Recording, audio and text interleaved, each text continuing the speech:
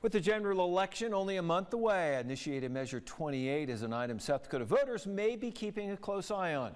Brian Savage spoke with Rapid City Mayor Jason Solomon and the sponsor of the grocery tax repeal initiative to get their thoughts on the measure.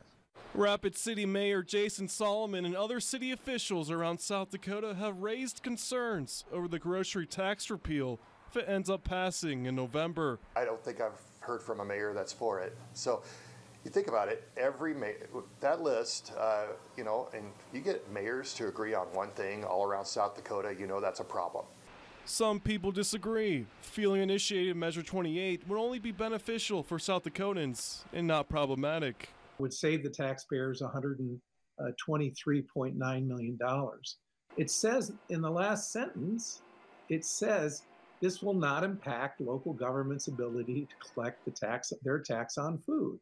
Passing IM 28 will remove a 4.2% sales tax on anything for human consumption, except for prepared food or alcoholic beverages. Solomon feels the legislation would not only cause a burden for Rapid City, but also on smaller towns who may heavily rely on sales tax revenue.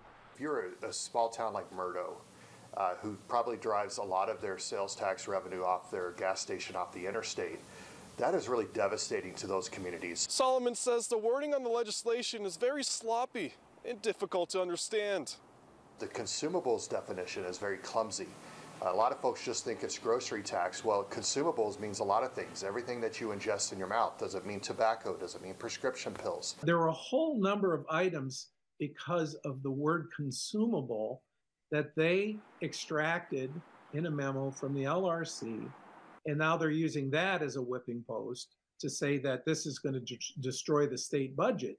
Solomon fears IM 28 could cut approximately $700 million from local and state budgets, which could force municipalities to increase property taxes to make up for potential losses. There's always a trade-off, and one of our concerns is that if this passes, that trade-off will be felt in other areas, and whether it's property taxes, and one of the concerns is, will there be a push for a state income tax? Weiland feels the opposition's stances are based on hypotheticals. None of that's based on facts. It's based on fear because none of it's true.